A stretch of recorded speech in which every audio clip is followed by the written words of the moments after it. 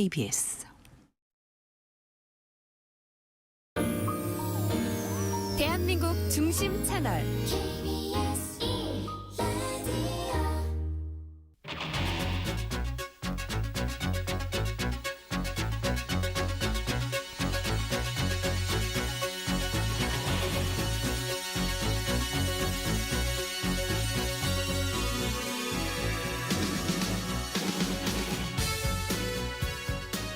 네, 안녕하십니까. KBS 1라디오 경제쇼 오늘과 내일 특별 진행을 맡은 저는 경제평론가 손석우입니다. 저는 경제쇼에서 매일 여러분과 만나왔습니다. 그날의 경제 뉴스를 전해드리면서 경제쇼의 문을 열어드리는 역할을 맡아왔는데요. 자, 오늘과 내일은 진행자로서 경제쇼의 문을 열고 닫을 때까지 여러분과 함께 하겠습니다. 자, 요즘 국내 주식시장 보면서 행복한 비명 지르는 분들 많으시죠? 코스피는 5천선, 코스닥은 1000선이라는 상징적인 고지를 밟았고 그 뒤로도 멈출 줄 모르고 상승 가도를 달리고 있습니다. 오늘은 좀 쉬어가나 했는데 오늘도 코스피 5200선 돌파해 버렸고요. 코스닥은 1160선까지 넘어섰습니다.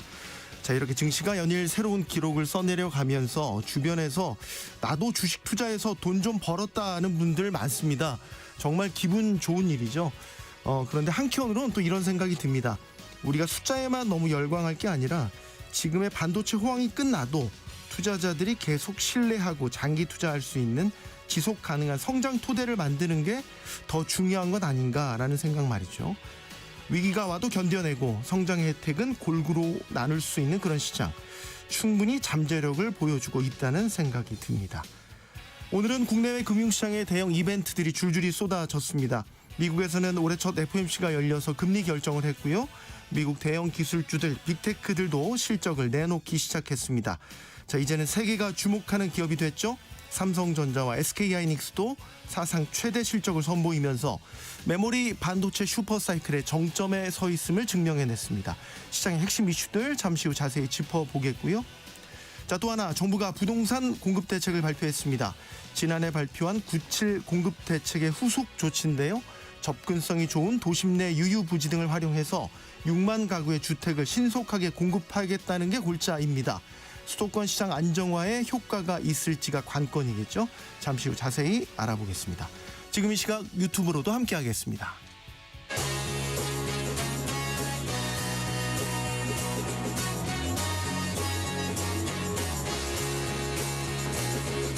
경제 시야를 넓혀드립니다. 투자의 지름길을 안내합니다. 돈 되는 정보를 발견하는 시간. KBS 1라디오 경제쇼.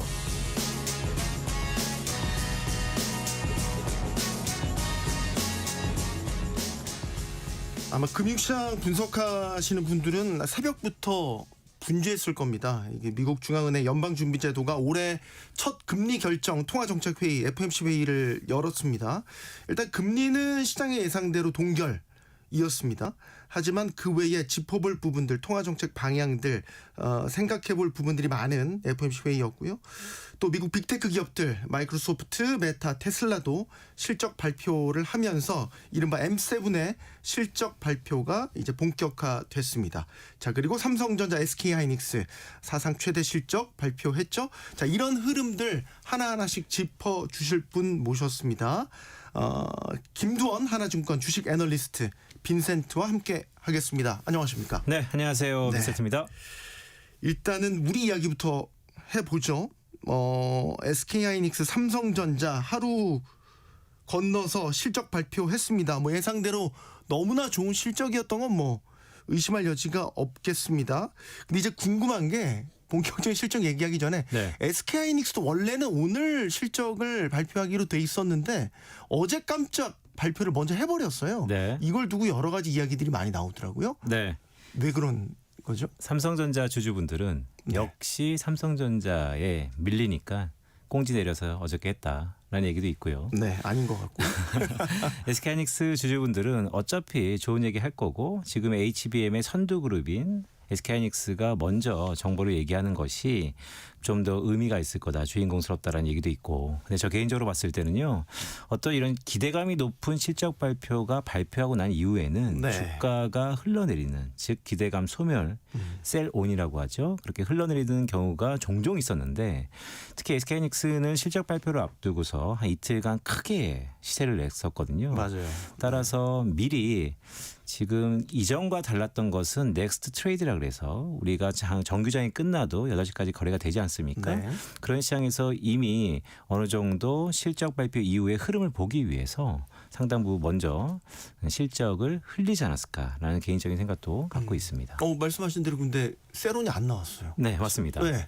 오늘 결국 오늘- 또 상승 전환했죠. 맞습니다. 근데 장 초반만 하더라도 급등까지는 표현이 그렇지만 최근에 이틀 동안 많이 올랐기 때문에 네. 상승하다가 한 점심 전으로 좀 약간 흘러내리다가 네. 결국 종가에는 또 상승 마감하면서 뭐 SK 주주분들은 이런 얘기를 듣고 싶으겠죠. 작전이 성공했다. 왜냐하면 삼성전자는 하락했기 때문에 코스피 지수가 오르면서 SK하이닉스도 상승 마감했던 오늘입니다. 네.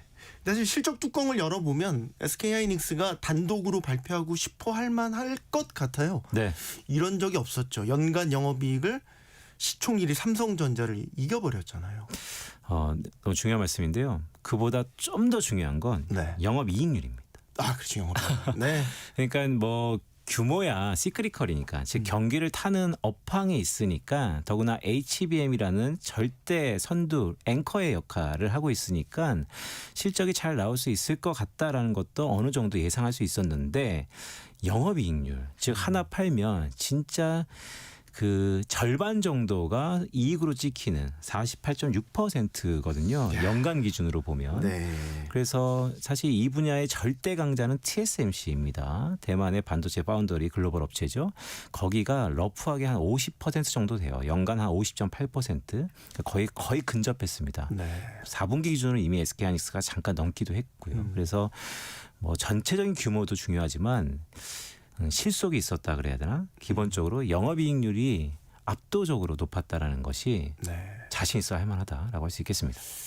지금 반도체 가격이 뭐 급등 수준을 넘어서 폭등이라고까지 이제 얘기를 하는데 그게 딱 영업이익률에서 나온다는 생각을 하게 되네요. 보통 이게 제조업체들이 이 마진 10% 넘기기가 일반적으로 되게 어렵잖아요. 반도체만 싹 빼고 나면 이것도 아주 양극한데요. 네. 영업이익 자체를 내는 기업도 희소하고요. 그렇죠. 네. 네. 근데 말씀하셨던 것처럼 10% 중후반 내면 준수하다라고 할 수 있겠습니다. 워낙 자본주의화적이고 또 인건비도 많이 들고 하니까요. 삼성전자 입장에서는 조금 체면을 구긴 2025년이 아닌가 싶은데 이제 절치부심하고 있잖아요. 이제 맞습니다. HBM4 6세대에서 내가 한번 다시 예전에 내 명성을 되찾으리라. 아마 작심을 하고 있을 것 같은데 HBM4 관련해서도 얘기들이 좀 꽤 나왔죠. 맞습니다. 그러니까 그동안에 우리 흔히 초격자라는 것은 삼성그룹의 브랜딩이었죠. DNA였죠. 맞습니다. 네. 근데 이젠 초격자는 사실은 SK하이닉스로 넘어갔다라고 해도 과언이 아닌데 이제 다음 세대 HBM4에서는 그 초격자를 한번 누리겠다라고 야심차게 준비하고 있는데 이번 삼성전자 컨퍼런스 콜에서 약간 의미심장한 멘트가 하나 있었습니다. 네. 메모리 반도체 레거시 메모리 반도체 가격이 다 오르고 있어요. 그런데 메모리만 주로 만드는 SK하이닉스는 그것이 고스란히 실적과 영업이익에 반영되면서 삼성전자를 역전했던 긍정적인 스토리가 이어졌는데 삼성전자는 메모리뿐만 아니고 가전 전반적으로 다 만들지 않습니까? 네. 그래서 어떤 멘트가 가장 중요했었냐면 오늘 아마 주가 하락의 가장 큰 요인이었을 텐데 갤럭시 그다음에 IT 기기 이 부분에 이제 가격 인상 문제가 있는 겁니다. 그렇다면 자기 발에 자기가 발등 찍는 거 누워서 침 뱉기랑 비슷한 것처럼 어떤 한 부분에서는 가격이 올라서 좋은데 그것을 갖고 제품을 만드는 딴에서는 오히려 비용에 대한 인상에 대한 부담 즉 수요가 둔화될 것이라는 우려가 그런 것에서 좀 더 자유로운 SK하이닉스가 그래서 더 좋다라는 분도 있고 네. 전반적으로 전방위 산업을 전부 다 하는 삼성전자한테 좀 더 밸류에이션 즉 부가가치를 줘야 되지 않는가라는 시각도 있고 그런데 오늘 이 시점에서의 시장의 점수는 어쨌든 비용단에서의 상승 즉 갤럭시가 잘 안 팔리겠다 수요적인 둔화가 있겠다 왜냐하면 차세대 갤럭시 모델 자체가 더 이상 단가를 오르지 않고 동결한다는 기존의 가격을 그대로 판다는 얘기가 많으니까 네. 그렇다면 마진이 또 줄어들겠다. 삼성전자 SK하이닉스가 벌어지는 가장 큰 영업이익률 이 부분은 오늘을 기점으로 더 이상 그 격차가 좁혀지지 않을 수 있겠다라는 우려감이 좀 반영된 상황입니다. 이 부분 짚어보고 싶은데 주주환원 어떻게 나왔나 이 부분 되게 궁금해하셨는데 역대급으로 또 발표를 했잖아요. 네, 배당도 추가로 맞습니다. 하고 자사주도 소각하겠다. 네, 참 좋은 시대죠. 주 회사들이 알아서 서로 치킨 게임 하듯이 내가 더 많이 줄게라고 얘기를 하니까요. 일단 SK하이닉스가 1조 원 규모의 주당 1,500원 추가 배당을 결정했고요. 주당 한 1,875원을 지급 예정입니다. 네. 지분율로 따지면 한 2.1% 정도 되는 것이고요. 또한 자사주 소각까지도 들어간 거. 그러니까 요즘에 이슈는 자사주는 매입하는 건 당연한 거고 미국처럼 바로 소각하느냐 여부가 중요한데 결국 주주들한테 번 만큼 영업이익이 높아진 만큼 많이 환원하겠다라는 것이 표면적인 이슈이고 뒤에도 잠깐 또 얘기가 나누겠지만 또 ADR 상장 이슈가 있지 않습니까? 네. 그 관련돼서 또 상법의 3차 개정 이슈도 있으니까 미리 자사주를 많이 준다라는 얘기도 있고요. 어쨌든 주주 쪽에서는 상당히 친화적인 스탠스가 나왔고 삼성전자도요. 뭐 정기 분기 배당금에 네. 특별 배당금 성격으로 한 1.3조 원 정도 추가적으로 하겠다. 한 주당 566원 정도 수준입니다. 네. 뭐 반도체가 워낙 지금 땅 찍고 헤엄치기식으로 초호황을 누리고 있으니까 버는 만큼 이제 주주들한테 환원해 주겠다. 이게 또 이제 경쟁적으로 주주 환원을 강화하는 움직임 자체도 이전에는 우리가 볼 수 없었던 맞습니다. 상장사들의 모습. 이것도 참 긍정적인 변화라는 생각이 드네요. 자, 미국으로 한번 가보죠. 미국에서도 뭐 소위 매그니피션트 세븐 빅테크들 실적 발표가 시작됐습니다. 테슬라, 마이크로소프트, 메타. 네. 일단 실적 어떻게 나왔어요? 자, 예상치들을 대부분 뭐 상회했다라고 할 수 있겠습니다. 네. 메타 같은 경우는 4분기 매출이 한 598억 원 정도 나왔고요. 주당 순이익이 8.88달러, 약 9달러 정도 나왔습니다.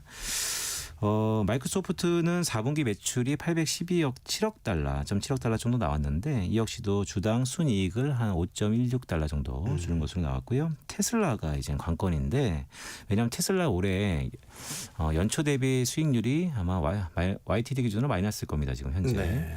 그러니까 테슬라가 올해 참 기로에 서 있다라고 할 수 있겠는데 왜냐하면 전기차 시장보다는 이제 우주를 향해서 가려고 하니까요. 네. 자, 4분기 매출이 249억 달러 나왔습니다. 주당 순이익이 0.5달러 정도. 자, 이런 수준이 다 어떤 수준이냐? 시장이 기대한 것보다는 상회했습니다. 그런데 네, 이제부터가 중요하죠. 네, M7들의 묻지마 투자가 사실 올드 패션이 가고 있죠. 그러니까 작년까지만 하더라도 미국 투자에 그러면 다 그냥 엔비디아부터 시작해서 M7 투자하면 됐습니다. 관련된 ETF도 많고요. 그런데 작년 한 9월부터 뭔가 옥과 석을 가리자. M7 중에서도 가는 사람이 간다. 가는 종목이 간다. 이런 얘기가 심심치 않게 들리더니 올해 들어서는 정말로요. 엔비디아는 그래도 살짝 선방하고 있죠. 마이크로소프트 같은 경우는 YTD 기준, 누적 기준은 또 마이너스입니다. 네. 현재까지. 그러니까 마이크로소프트, 테슬라 같은 경우가 현재 주도주였던 M7에서 살짝 둔화되고 도태되는 모습이 나타나고 있다. 우리가 또 미국장 투자하시는 분들은 아마 인텔도 요즘에 많이 맞습니다. 천당과 지옥을 왔다 갔다 지금 계속 하고 있어요. 네. 인텔이 정부 지분도 있고 맞습니다. 엔비디아도 뭐 이제 지분을 갖고 있으니까 네. 소위 말해서 팔이 안으로 굽는다고 밀어준다. 뭐 이런 분위기가 감지되면 주가가 막 올랐다가 또 실적 발표 때 이상한 또 이야기가 나오면서 준비가 안 된 상황이 이제 드러나면서 또 주가가 급락했다가 또 간밤에 또 올랐어요. 맞습니다. 이게 종잡을 수가 없어요. 인텔. 역시 그러니까 손석우 기자께서 이 부분이 워낙 정통하시니까 질문이 너무 좋습니다. 왜냐하면 되게 중요한 거예요. 전 세계에서 반도체를 가장 먼저 만들었던 인텔, 헤게모니를 완전히 뺏겼던 또 인텔, 트럼프 시대 미국이 기사회생으로 구해주고 있죠. 네. 그런데 구해주는 거지 경쟁력은 있을까에 대한 의구심이 많습니다. 그런데 이런 것들을 차치하고요. 우리가 미국 시장에 하이 밸류에이션을 주는 이유가 이러한 변동이 적기 때문입니다. 반도체가 시크리컬인데 한국처럼 왜 디스카운트가 안 되냐면 시크리컬을 타지 않고 완만하게 스테이블하게 현금 흐름이라든지 이익을 내기 때문에 우리가 우리 한국 시장보다 2-3배 정도 높은 밸류에이션 기대치를 주면서 미국 시장에 투자를 하는 것이거든요. 네. 근데 그런 의미에서 보면 인텔은 탈락입니다. 변동성이 너무 큽니다. 그러네요. 네. 옛날엔 안 그랬는데 참 인텔이 한 번 흐름을 놓치니까 그때부터 네. 갈지자로 지금 왔다 갔다 하고 있는 상황인 건데 일단은 인텔이 예전의 경쟁력을 회복하는지는 아직까지는 판단 보류이긴 하지만 주가 측면에서 보면 투자자들의 신뢰를 얻지 못하고 있다는 건 분명한 것. 맞습니다. 근데 아까 그 말씀 중에 그래서 인텔이 그럼 죽을 거냐? 시장에서 외면될 거냐라고 하면 아까 팔이 안으로 굽다라는 표현을 주셨는데 네. 결국 미국 기업들이 도와주고 있습니다. 네, 이거는 단가 싸움은 아닐 것 같고요. 네. 기본적으로 그래야만 된다라는 얘기의 연장선상이고 어저께는 이제 애플이 살려준 것이고요. 근데 과연 TSMC라는 누가 뭐래도 맡기면 알아서 뚝딱 싸게 만들어주는 파운더리 업체를 놔두고 과연 애국심과 그래야만 된다는 당위성으로 그러니까 비즈니스 논리가 완전히 깨지는 것이죠. 네. 그렇게 할 수 있겠느냐에 대해서 시장은 여전히 의구심을 두고 있고 만약에 그렇게 성공한다 하더라도 아까 말씀드렸던 이 밸류에이션 과연 그렇다면 이렇게 높은 밸류에이션을 주는 미국 시장에 과연 인텔도 제값을 받을지는 여전히 의구심이 든 상황입니다. 네. 요거 간단하게만 M7이 끌어왔던 시장이었죠. 작년까지 특히 상반기까지는. 그러다 이제 AI 거품론도 뭐 부상하면서 흔들렸다가 연초 들어서 이제 M7 전반적으로 주가 흐름 보면 좀 지지부진하다 이제 이런 느낌을 갖게 되는데 네. 올해 어떨 거라고 보세요? 이게 예전엔 덩치 싸움을 했다면 네. 이제는 계산기도 두드려보고 아까 옥석 가린다라고 말씀을 주셨는데 네. 이제 그 판단을 투자자들이 이제 정확하게 계속 할 거 아니에요? 맞습니다. 일단 서로 생존을 위한 AI 인프라 투자를 하고 있습니다. 네. 즉 설비 투자를 하고 있습니다. 지난 2, 3년 동안에는 투자를 한다. 이유는 먹을 게 많다. 지금 투자를 해놓으면 승자가 독식한다. 이런 나레이션이 계속 왔었는데요. 네. 작년 하반기부터 어떤 일이 벌어졌냐면 너무 많이 생각보다 AI 시대가 범용적으로 즉 전 세계적으로 전 산업적으로 쫙 퍼질 것 같으니 투자가 꽤 많이 들어간다. 근데 그거를 처음에는 시장이 긍정적으로 해석했어요. 야, 얼마나 시장이 크면 이렇게 투자를 할 것이냐. 네. 그런데 그렇게 투자를 하다 보니까 곳간이 비었습니다. 투자할 돈이 없는데 그러다니까 서로 순환 술자를 하느냐 미국 정부가 돈을 대느냐 네. 여기서 이제 삐걱거리는 거죠. 투자를 돈을 벌면서 계속하는 기업은 서바이벌 즉 살아남을 것이고 그것이 살짝 안 되는 기업들은 투자를 못하면서 도태될 것인데 거기에 중간에 또 오픈 AI라고 비롯한 엔비디아를 비롯한 돈을 벌던 큰형님들이 시장 논리로 아 이젠 나만 투자할 수 있겠구나. 다 죽었어. 내가 다 하겠어. 라는 논리가 아니고 네. 미국이 이상해요. 그럼 내가 돈을 빌려줄게. 이거 갖고 투자해서 설비 투자한 다음에 내 칩을 사줘. 엔비디아의 경우죠. 약간의 자전거래 맞습니다. 거죠. 이게 상당히 의미 있는 경우입니다. 비즈니스 논리, 즉 기업의 논리를 무시하는 형태이고요. 그런데 거기에선 큰 당위성이 있죠. 지금 그런 거 저런 거 따질 때가 아니다. 공멸할 수 있다. 네. 그래서 이런 것들이요. 점점 과연 이런 변동성이 커지는 미국 시장에 제가 흔히 여의도에서 작년 내내 밀었던 키워드 중에 하나가 밀사입니다. 밀림의 사자. 밀리면 사라. 밀리면 사라는 것은 장기 투자라는 것을 근간에 깔고 있는 겁니다. 네. 결국에는 밀렸을 때 사면 우상향한다는 추세. 그런 것은 미국 시장이 그동안 보여줬던 견고한 흐름인데요. 네. 과연 밀사의 이 깨지지 않는 불변의 법칙이 앞으로 미국 사회에서 미국 시장에서 이어질까? 물론 이어지겠죠. 하지만 그 안에서 M7이 견고하게 있을까에 대해서는 의구심이 높아진 상황입니다. 알겠습니다. 자 이제 올해 첫 미국 연방공개시장위원회 이야기를 해보겠습니다. 올해 첫 금리 결정이기 때문에 관심이 많이 갔는데 금리 결정 자체에 대해서 관심이라기보다는 이제 어떤 이야기들 올해 통화정책 방향에 대해서 이제 어떤 시그널들을 잡을 수 있을 것이냐 이 부분을 좀 주목해서 봤습니다. 김도 애널리스트께서는 어떤 부분에 좀 관전 포인트를 갖고 이번 네. 첫 회의를 보셨어요? 페드워처로서 동결되는 거는 다 CME 금리 선물시장, 그러니까 금리에 먼저 반영하는 선물시장 확률에서 다 반영이 돼 있었습니다. 동결. 네. 그래서 금리의 변화 여부는 관심 바뀌었고요. 네. 재밌는 건 크게 한 두 가지 정도 있었는데 첫 번째는 트럼프 대통령이 네. FOMC가 있는 그날 차기 연준을 지명할 것 같았습니다. 왜냐하면 1월 말에 한다 그랬거든요. 그리고 성명서가 딱 발표됐는데 네. 소수 인원 2명이었습니다. 미란 이사는 원래 친 트럼프고 네. 크리스토퍼 월러 이사가 반대 의견을 냈거든요. 유력 후보 맞습니다. 그래서 야 이거 진짜 역사의 한 장면인가? 소수 의견 낸 사람을 바로 지명하나? 근데 거기까지는 안 갔고요. 그래서 저는 개인적으로 소수 의견에 크리스토퍼 월러이사가 나타났다는 거, 금리 인하를 주장한 것이죠. 근데 그는 이코노미스트입니다. 경제학자이기 때문에 그가 트럼프에 설득당해서 아니면 정말로 차기 의장 후보에 남아있기 위해서 금리 인하를 베팅했다라고 저는 생각하지 않고요. 그의 모델이 작년부터 관세가 지금 수준에서 머문다면 인플레이션이 나타나지 않는다는 모형의 설명력으로 인해서 자기는 금리 인하를 주장하고 있다라고 톤이 바뀌셨어요. 2, 3년 전만 하더라도 완전 매파였거든요. 네. 인플레이션이 크게 오를 거다. 그래서 혹자들은 정책으로 해석하면서 원로 의사도 별 수 없다. 결국 트럼프 편에 들면서 속된 말로 샤바샤바해서 의장이 될 거다라는 얘기를 하고 있지만 전 그렇게 보진 않는 상황에서 어쨌든 소수 의견 되게 중요했었고요. 두 번째는요.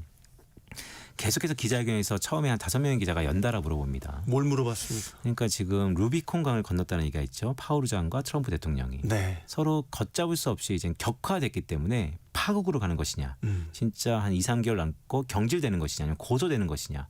파월은 의장직에서 물러나면 명예롭지 않게 반강제적으로 퇴진하면 그래도 2028년 1월까지 보장돼 있는 임기 이사직을 지속할 것이냐. 그럼 지금은 또 다른 섀도우 트럼프발 의장에 의해서 그림자 의장에 의해서 상당히 리더십을 위협받고 있지만 레이더까지 그가 오히려 바로 그 위치에 가면서 트럼프를 괴롭힐 거다. 이런 얘기들이 기자회견에서 상당히 물어봤거든요. 어떻게 생각하냐? 노코멘트. 차기 의장에 대해서 어떡하냐? 그건 걔가 알아서 할 것이다 등등. 그러면서도요. 이 독립성에 관해서는요. 꽤 입을 열었습니다. 매섭게. 독립성은 글쎄 연준이 한 100년 역사 속에서 상당히 지켜야 될 부분이고 이 독립성이 휘둘리면 미국의 장기금리뿐만 아니고 연준의 신뢰성을 훼손하면서 금리의 발작이 일어날 것이다. 라는 다양한 시나리오를 얘기하면서 네. 이 독립성에 대해서는 여전히 민감하구나. 그렇다면 앞으로 FOMC 파월 의장이 한 2번 정도 남았는데요. 계속해서 그 얘기를 할 것 같다라는 생각도 듭니다.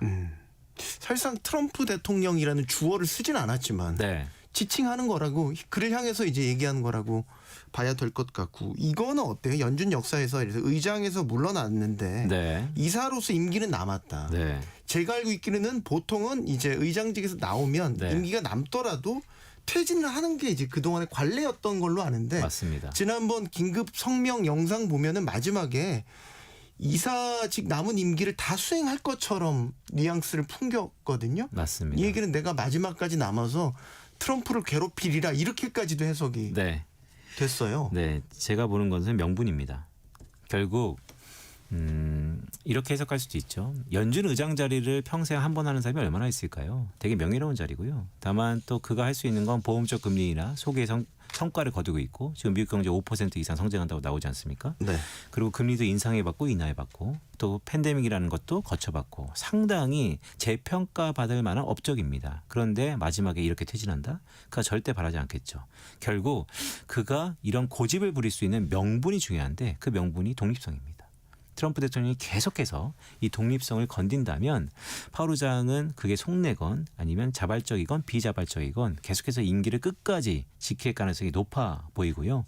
그렇다면 이제 그 연준 안에서의 역학 구조가 엉망진창이 되는 것이죠. 시장은 그걸 가장 두려워한다라고 할 수 있겠습니다. 최근에 달러 가치가 훅 떨어지고 이런 것들이 결국 달러 자산에 대한 신뢰가 많이 흔들렸다라는 걸로 봐야 되는 거고 그 기저에는 지금처럼 이 중앙은행의 독립성 자체가 흔들리고 향후 이제 어떻게 이 연준 이사 내의 이 권력 관계나 이게 어떻게 펼쳐질지 모르니까 거기에 대한 불확실성을 다 반영한다라는 분석도 있더라고요. 그러면 파월의 지금 논리대로라면 네. 누가 지명이 되더라도 명분은 채워지는 거 아닙니까? 맞습니다. 그렇기 때문에 네. 독립성을 침해하는 왜냐하면 차기 포스트 의장은 트럼프다라는 외신 기사가 있을 만큼 네. 친 트럼프 성향이 올 거 가능성이 높으니까 그래서 그런 이유로 파월은 임기를 이사 임기 끝까지 할 가능성이 높아 보이고 그러면 여전히 불확실성이 높은데요. 그래서 제가 통계를 한번 다시 뒤져봤습니다. 1969년 아서 번스 이후에 차기 의장이 지명된 날 그 전후로 주가 흐름을 보니까요. 지명이 된 이후에 주가는 상승입니다. 달러는 보합입니다. 물론 평균치니까. 네. 그게 어떤 걸 의미하냐. 어찌됐건 저찌됐건 지명이 되면 주식시장은 불확실성 해소로 해석한다. 하지만 금리는 그 이후에 계속해서 변수가 많다. 그래서 파월 의장이 끝까지 고집을 부린다면 네. 주가는 모르겠고 일단 불확실성 해소로 긍정적인 신호를 주겠지만 금리는 좀 다를 수 있다라는 생각입니다. 아서번즈 의장 후임이 폴 볼커. 네. 무지막지한 금리 인상을 했었던 폴 볼커. 네. 였었죠. 자, 좀 다른 이야기로 가보도록 하죠. 최근에 이제 트럼프 대통령이 갑작스럽게 SNS를 통해서 관세 다시 25%를 올리겠다 이제 기습 발표를 했고 베네수엘라 침공했고 그린란드 야역 부였다가 유럽의 관세 부과하려고 다 철회했고 뭐 좌충우돌 뭐 이었습니다. 계속해서 트럼프 리스크라는 게 네. 계속 이게 끊기지 않고 잊을만 하면 붉어지고 잊을만 하면 붉어지고 이러는데 올해도 계속 이러면 불안해서 이거 시장 보겠습니까? 그런데요. 저는 이제 주식시장 측면에서 보면 리스크는 위험이죠. 하지만 리스크의 반대말은 기회입니다. 네. 우리는 이것을 전망하기보다 받아들여야 됩니다. 저는 그것을 앞으로 펼쳐지는 이 시대에서는 변동성이 뉴노멀이다. 불확실성이 뉴노멀이다. 불확실성한 게 당연한 거다라는 말씀을 드리고 있습니다. 왜냐하면 익숙한 것과의 이별을 저희가 택해야 되는데요. 트럼프는 계속해서 그린란드뿐만 아니고 더 나아가서 다양한 것들을 앞으로도 할 겁니다. 이유는요. 제가 해석하는 관점은 두 가지인데요. 하나는 내부의 갈등이 증폭되고 있습니다. 한국 언론에는 잘 다루지 않는 미국에서는 지금 이민 정책으로 인한 후폭풍 사람이 죽어나가고 있거든요. 네. 분열되고 있습니다. 내부에 대한 관심도와 불확실성을 외부로 돌려야 된다는 측면이 하나 있고요. 두 번째는요. 올해 11월 3일 날 이제 중간 선거가 있죠. 네. 하지만 중간 선거는 11월 달에 시작하는 게 아니고 실제 프라이머리 3월 3일에 시작합니다. 그렇다면 한 2달 정도 남았는데 지지율은 아시는 것처럼 역대 떨어지고 최저입니다. 있죠. 네. 그리고 실제 소비자 심리지수 더 나아가서 주식시장 하나만 바라보고 있기에는 양극화도 확대돼 있고요. 그래서 사면초가였다라는 의미에서 트럼프는 내부적인 갈등을 밖으로 뽑아내는 이유 하나 더구나 선거를 앞두고 지지율을 끌어올려야 되는 이유 둘 모두 다 이런 불확실성을 본의 아니게 자아낼 수밖에 없는 상황이다라고 할 수 있겠습니다. 불확실성과 변동성이 뉴노멀이다. 근데 그러기에는 지금 이런 트럼프발 임팩트가 너무 세잖아요. 네. 환율이 대표적인데 환율이 또 춤을 췄지 않습니까? 1480원을 막 넘나들었다가 지금 1420원대까지도 훅 떨어졌습니다. 맞습니다. 달러 가치가 이렇게까지 떨어지게 되면 또 이거는 예를 들어서 채권 시장도 그렇고 주식 시장도 그렇고 다시 다 재평가를 하지 않습니까? 네. 이거 어떻게 흘러가야 된다고 봐요? 일단 결론적으로 말씀드리면 한국의 84년도부터 89년도에 있었던 3조 호황 네. 지금 똑같이 3조 호황이 나타나고 있다. 주식에 돈이 들어오고 금리는 지난 연말에 너무 올랐기 때문에 다시 한번 내려갈 가능성이 높고 네. 환율이 문제였는데 구두 개입을 했건 아니면 이런 불확실성이건 등등 미일 간의 미략적 협의건 결과적으로 보면 원화도 레벨은 높지만 안정세를 보이고 있다. 하향 안정세를 맞습니다. 보입니다. 그래서 80년대 후반에 코스피 지수가 드라마틱하게 올랐던 그 대외적인 상황이 다시 한번 연출되고 있다라는 게 주식시장의 해석이고요. 네. 그 이면에는 이제 하나하나씩 이전과 다른 것들을 얘기하고 있죠. 맞는데 겉으로 보면 1,420원이 안정된 환율이 맞느냐? 너무 높지 않냐 수준이? 여전히 높지 않냐? 맞습니다. 그러니까 경상수지나 외환보유고를 보면 GDP 대비 거의 100% 육박한 외환보유고 등등을 이전과 달라진 게 별로 없습니다. 달라진 게 있다면 지금 어제 오늘 핫 이슈가 되었던 대미 투자 3,500억 달러 그중에 연간 200억 달러씩 ATM기 즉 다종인출로 나가야 되는 돈들 더구나 지금은 주춤하지만 여전히 서학개미 등 외부로 투자하는 것 등등 들어오는 보다 나갈 돈들이 많다라는 게 녹록치 않다라고 할 수 있겠는데요. 올해 4월이 되면 이제 한국의 국채가 WGBI라 그래서 글로벌리 선진국 국채에 가입을 하게 되면 자연스럽게 외국인들이 국내 채권을 사고 있었지만 더 산다라는 등등. 그래서 이런 악재도 있지만 호재도 있습니다. 그래서 전반적으로 모두에 앞으로는 불확실성이 뉴노멀입니다. 그렇다면 이전의 달러원 수준이 달라져야 될 것입니다. 과거에는 1210원 선이 중위값이었다면 지금은 1400, 한 230원 선이 중위값. 지금이 안정적인 수준이라고 바라봐 준다면 모두에 말씀드렸던 것처럼 80년대 후반에 3조 호황이 21세기판 3조 호황으로 나타날 수 있지 않을까라는 기대입니다. 환율이란 거는 이제 교환 그 통화 대 통화의 교환 비율이니까 네. 이게 뭐가 절대적으로 높다 낮다라기보다는 상대적으로 항상 보잖아요. 그러니까 맞습니다. 애널리스트께서는 지금 1,420원이 일단 뉴노멀의 딱 적정 환율 수준일 수 있다. 그럼 우리의 실물 네. 경제도 이제 거기에 적응을 해 나가야겠네요. 일단 여기서 이제 두 가지인데요. 제가 간단히 좀 말씀드리면 우리가 바라보는 환율 1,400원이다, 1,500원이다, 1,420원이다. 그러니까 보여지는 환율은 흔히 우리가 명목 환율이라 그러는데 네. 이코노미스트가 바라보는 적정 환율을 굳이 표현하자면 실효 환율 개념이 있습니다. 65개국 국가들의 무역의 가중치를 갖고 적정한 환율 수준을 나타내는 실효 환율이라는 게 있는데요. 그 실효 환율은 물가를 감안한 실질 실효 환율이 있고 물가를 뺀 명목 실효 환율이 있습니다. 네. 어찌 됐건 무역 가중치를 감안한 적정한 환율이라는 건데 지난해 9월부터요. G20 국가 중에서 실효 환율이 어디가 가장 크게 절하되었냐, 즉 가치가 떨어졌냐라고 하면 한국이 두 번째입니다.